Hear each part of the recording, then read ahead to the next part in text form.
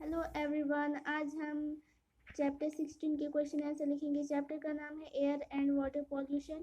चलिए शुरू करते हैं। पहला नंबर में क्वेश्चन है, द्वितीय प्रदूषक है ऑप्शन का CO2, ऑप्शन खा SO2, ऑप्शन घ NO2, ऑप्शन घ सल्फर एवं नाइट्रोजन के अम्ल।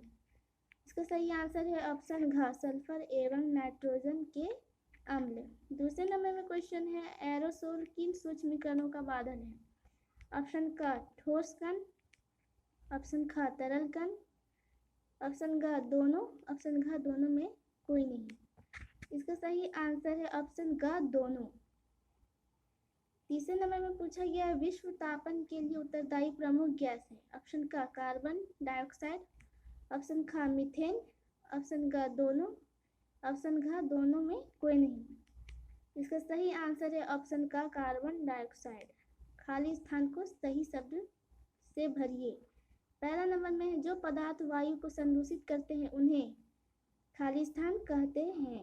खाली स्थान में हमारा होगा प्रदूषण। दूसरे नंबर में है, वायु प्रदूषण के कारण स्पेस संबंधित रोग हो सकते हैं। खाली स्थान पर होगा श्वास। तीसरे नंबर में है, कार्बन मोनोऑक्साइड एक विषैली गैस है जो रक्त में डैश होने की क्षमता घटा देती है। खाली स्थान पर होगा ऑक्सीजन।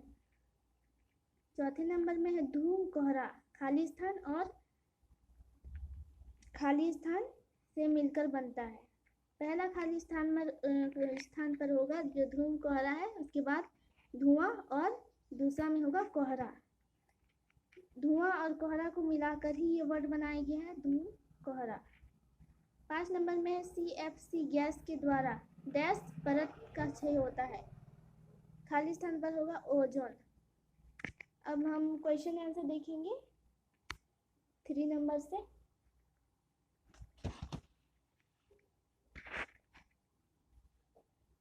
पहला नंबर में क्वेश्चन पूछा गया, विश्व तापन किसे कहते हैं?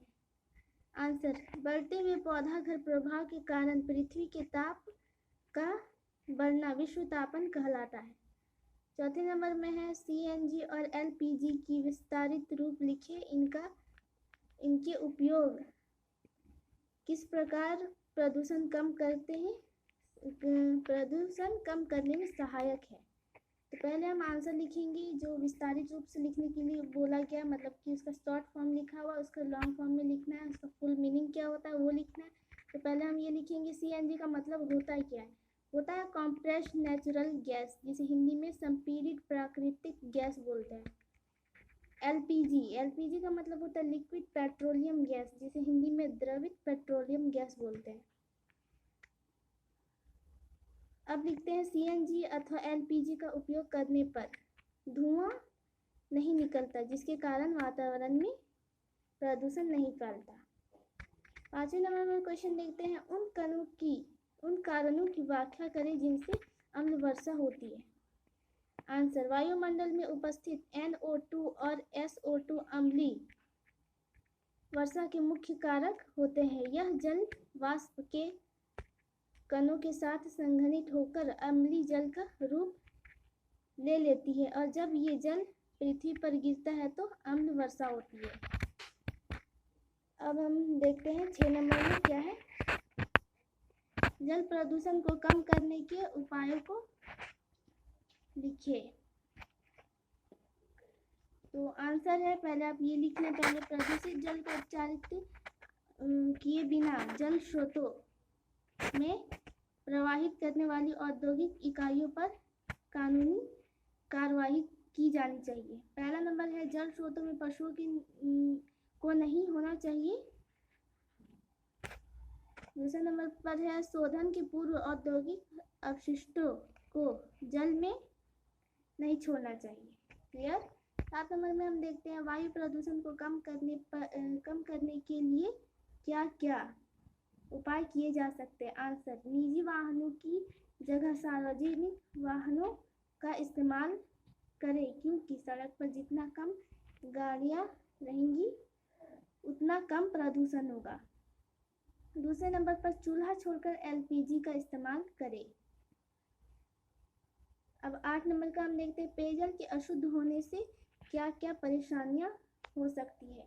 जो पीने योग्य पानी होती है उससे जब अशुद्ध हो जाता है तो उसे क्या क्या परेशानियां होती है वो जानते हैं। आंसर, पेयजल के अशुद्ध होने पर हमें अनेक बीमारियां हो सकती है, और अगर हम कम पानी पिएंगे तो हमें डिहाइड्रेशन हो सकता है। 9 नंबर में है, हरित गृह प्रभाव हमारे लिए लाभदायक एवं हानिकारक दोनों है, कैसे। आंसर, हरित गृह प्रभाव की गैसें पृथ्वी को अधिक गर्म रखने में सहायक होती है, जिससे सजीवों को ऊष्मा प्राप्त होती है। अतः हम कह सकते हैं कि गृह प्रभाव हमारे लिए लाभदायक है। अब हम हानिकारक का देखेंगे। किंतु आज कल CO2 की मात्रा बहुत अधिक बढ़ गई है, जिससे पृथ्वी का वायुमंडल भी बहुत अधिक गर्म होता जा रहा है। पृथ्वी का अत्यधिक गर्म होना हमारे लिए हानिकारक है। तो आज का वीडियो हमारा यहीं पर ख़त्म होता है। अगर वीडियो अच्छी लगी हो तो लाइक एंड सब्सक्राइब ज़रूर करिएगा। Thanks for watching.